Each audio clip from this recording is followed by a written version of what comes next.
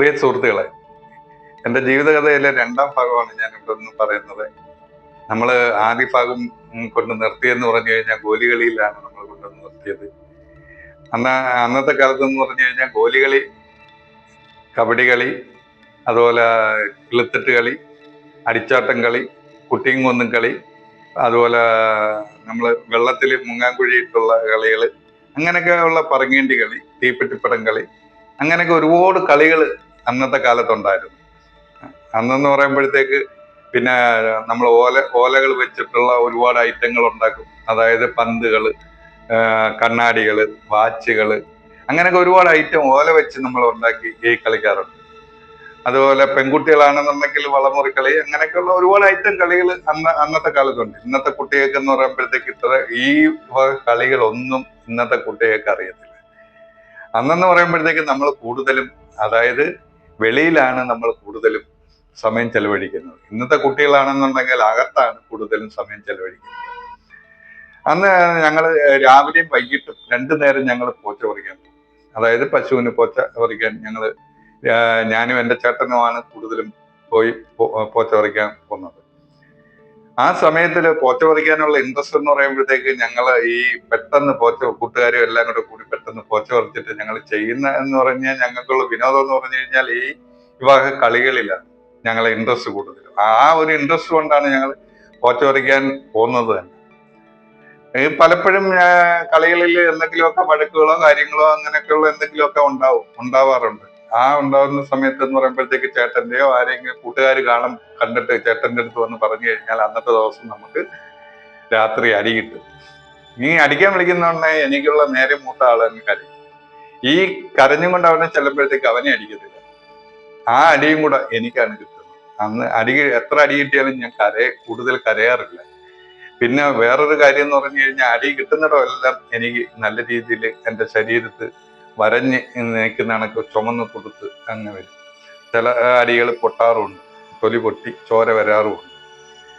എത്രയൊക്കെ ഈ വേദനയായാലും അവിടെ വെച്ച് ഞാൻ കരയത്തില്ല. എന്നിട്ട് ഞാൻ റൂമിനകത്ത് വന്ന് ഞാൻ നല്ല രീതിയിൽ കരയും. പക്ഷേ ഈ കുരുത്തക്കേടുകളാണ് എനിക്ക് കൂടുതലും ഉള്ളത്. അതായത് പഠിത്തത്തിൽ എനിക്ക് ശ്രദ്ധയില്ല. പഠിത്തത്തിൽ ശ്രദ്ധയില്ലെന്ന് പറഞ്ഞു കഴിഞ്ഞാൽ നിങ്ങൾ എന്നെ കളിയാക്കട്ടെ, എനിക്കുള്ള 6ാം ക്ലാസ് വരെ എനിക്ക് അതായത് അതായത് മലയാള അക്ഷരങ്ങൾ എനിക്ക് നേരെ പോയി അറിയത്തില്ല, കണക്കുകൾ അറിയത്തില്ല, ഇതൊന്നും എനിക്ക് അറിയത്തില്ലായിരുന്നു. അതായത് ഞാനൊന്നും പഠിക്കത്തില്ല. എനിക്ക് മലയാളം എന്താന്ന് വായിക്കാനോ എഴുതാനോ ഒന്നും എനിക്കറിയത്തില്ലായിരുന്നു. ഞങ്ങളെ വീട്ടിന്റെ അടുത്ത് ഒരു 1/2 കിലോമീറ്ററിനകത്തുള്ള സ്കൂളിൽ, പ്രൈമറി സ്കൂളിലാണ് അന്ന് ഞങ്ങൾ 4ാം ക്ലാസ് വരെ വിദ്യാഭ്യാസം ഇത് ചെയ്തത്. അതിന് തൊട്ടടുത്ത് തന്നെ ഹൈസ്കൂളുണ്ട്. അത് 5ലേക്ക്, അതായത് അന്നത്തെ കാലത്ത് എന്ന് പറയുമ്പോഴത്തേക്ക് ജയിപ്പിച്ചങ്ങ് വിടും പിള്ളേരെ. പഠിച്ചില്ല അതൊന്നും നോക്കത്തില്ല, അന്ന് ജയിപ്പിച്ചങ്ങ് വിടും. 4ാം ക്ലാസ് കഴിഞ്ഞ് 5ാം ക്ലാസ്സിലായപ്പോഴത്തേക്ക് അമ്മ ഞങ്ങളെ, അതായത് 2-3 കിലോമീറ്റർ ഉണ്ട് JTS പോളിടെക്നിക് എന്ന് പറയും, അവിടെ എന്നെ കൊണ്ടുവന്നാക്കി. അമ്മയടുത്ത് ഞാൻ അന്നേ പറഞ്ഞു, അമ്മേ എനിക്ക് അവിടെ പഠിക്കണ്ട, എനിക്ക് ഇവിടെ പഠിച്ചാൽ മതി. കാര്യം എന്ന് പറഞ്ഞാൽ എനിക്ക് അവിടെ എന്ന് പറഞ്ഞാൽ ഇച്ചിരി നല്ല കുട്ടികളാണ് വന്ന് പഠിക്കുന്നത് കൂടുതലും. അവിടെ പഠിക്കണമെന്നുണ്ടെങ്കിൽ ഇച്ചിരി പാടുവാണ്. ഇവിടെ തന്നെ എനിക്ക് നേരെ പോയി പഠിക്കാൻ പറ്റുന്നില്ല, പിന്നല്ലേ അവിടെ പോയി പഠിക്കുന്നത്. അങ്ങനെയൊക്കെ ഞാൻ അമ്മയുടെ മാക്സിമം പറഞ്ഞിട്ടും അമ്മ കേട്ടില്ല. എന്നെ അവിടെ കൊണ്ടുവന്ന് ആക്കിയപ്പോഴത്തേക്ക്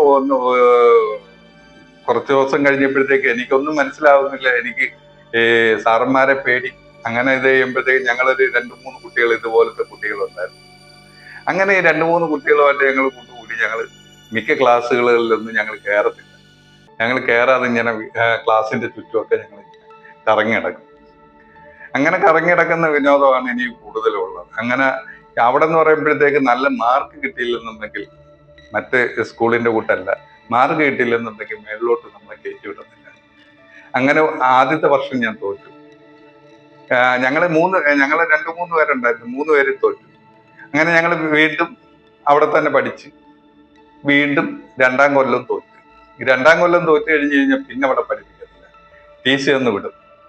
അങ്ങനെ വീണ്ടും TC തന്ന് വിട്ടപ്പോഴത്തേക്ക് വീണ്ടും ഞാൻ പഠിച്ച സ്കൂളിന്റെ തൊട്ടടുത്ത് ഹൈസ്കൂളിൽ കൊണ്ടുവന്ന് ചേർത്ത്. ഹൈസ്കൂളിൽ കൊണ്ടുവന്ന് ചേർക്കുമ്പോഴത്തേക്ക് എന്ന് പറയുമ്പോഴത്തേക്ക് ഞാൻ 6ൽ വരുമ്പോഴത്തേക്ക് മറ്റുള്ള കുട്ടികളെല്ലാം എൻ്റെ കൂടെ പഠിച്ച കുട്ടികളെല്ലാം 8ാം ക്ലാസ്സിലായി. എനിക്ക് അതിന്റെ ഒരു നാണക്കേട്.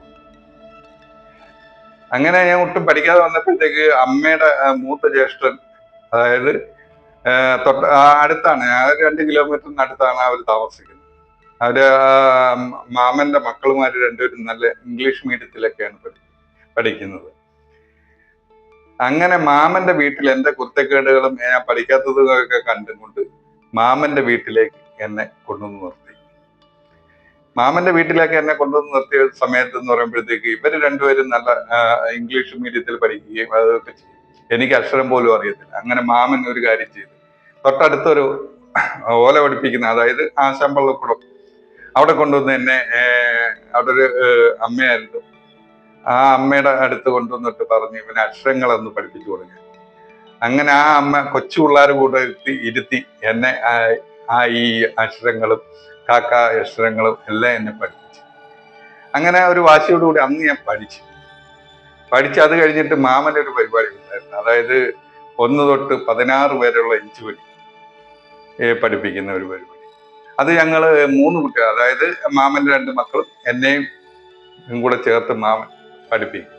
അങ്ങനെ 1-2 ആഴ്ച ഇങ്ങനെ പഠിപ്പിച്ച് അത് കഴിഞ്ഞിട്ട് മാമന്റെ ഒരു ട്രിക്കുണ്ട്. മാമൻ അന്ന് ഒരു മില്ലുണ്ട്, അതൊരു 5-6 കിലോമീറ്റർ അപ്പുറമാണ്.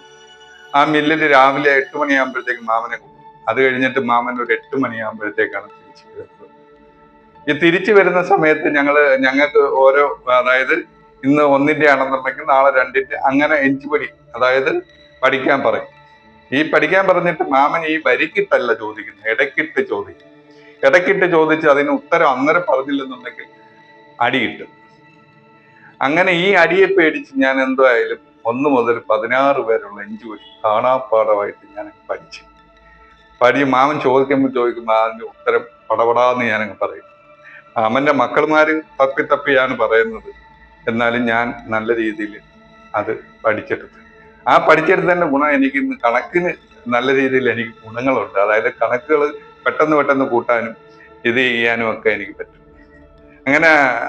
അങ്ങനെ പോകുമ്പോഴാണ് എനിക്കുള്ള മാമന്റെ മോനും ഞാനും കൂടെ ചെറിയ വഴക്ക് ആയി. 2-3 മാസമായി. വഴക്കായപ്പോഴത്തേക്ക് എനിക്ക് ഒരു ഈഗോ. അമ്മ വന്നപ്പോഴത്തേക്ക് അമ്മ അടുത്ത് ഞാൻ പറഞ്ഞു, അമ്മേ ഞാനും കൂടെ വരുവാ, എനിക്കിവിടെ നിൽക്കാൻ പറ്റത്തില്ല എന്ന് ഞാൻ അമ്മയെടുത്ത് പറഞ്ഞു. അങ്ങനെ എന്റെ നിർബന്ധം കാരണം അമ്മ എന്നെ കൂട്ടിക്കൊണ്ട് ഞങ്ങളെ വീട്ടിലേക്ക് പോയി. അന്നേരം എനിക്ക് സ്കൂളിൽ പോകുമ്പോഴത്തേക്ക് എനിക്ക് ചെറിയ നാണക്കേടുണ്ട്. കാര്യം എന്ന് പറഞ്ഞാൽ എൻ്റെ കൂടെ പഠിച്ചവരെല്ലാം 8ാം ക്ലാസ്സിലും ഞാൻ 6ാം ക്ലാസ്സിലുമാണ് കിടക്കുന്നത്. ആ ഒരു നാണക്കേട് എനിക്ക് എപ്പോഴും ഉണ്ട്. അവരെന്നെ കളിയാക്കുകയും ചെയ്യും. എന്നാലും ഞാൻ അത്യാവശ്യം പിന്നെ കുറേശ്ശെ പഠിക്കാനൊക്കെ തുടങ്ങി. പഠിത്തത്തിലേക്ക് ഇങ്ങനെ മുന്നോട്ട് പോയിക്കൊണ്ടിരിക്കും. എന്നാലും എൻ്റെ കുരുത്തക്കേടിന് യാതൊരു കുറവുമില്ല. ഏതെങ്കിലും രീതിയിൽ എന്തെങ്കിലുമൊക്കെ ഞാൻ ഒരു ദിവസം ഒരു കുരുത്തക്കേട് ഒപ്പിക്കാതെ എനിക്ക് ഉറക്കം വരുന്നില്ല. അങ്ങനെ പൊയ്ക്കൊണ്ടിരിക്കുകയാണ് ഇത്. അടുത്തത് നമുക്ക് അടുത്ത ഭാഗം ഞാനായിട്ട് ചെയ്യാം, നാളെ ചെയ്യാമെന്നാണ് എൻ്റെ ഒരു ആഗ്രഹം. ഇത് നിങ്ങൾക്ക് കോമഡി ആയിട്ട് തോന്നാം, സീരിയസ് ആയിട്ടും തോന്നാം. എൻ്റെ അഭിപ്രായങ്ങൾ നിങ്ങൾ എൻ്റെ കമൻറ്റ് ബോക്സിൽ ഒന്ന് കമൻറ്റ് ചെയ്യണം. വീഡിയോ ഇഷ്ടപ്പെട്ട് കഴിഞ്ഞാൽ എന്നെ ഒന്ന് സപ്പോർട്ട് ചെയ്യുക. ഇത്രയും പറഞ്ഞുകൊണ്ട് നിർത്തുന്നു.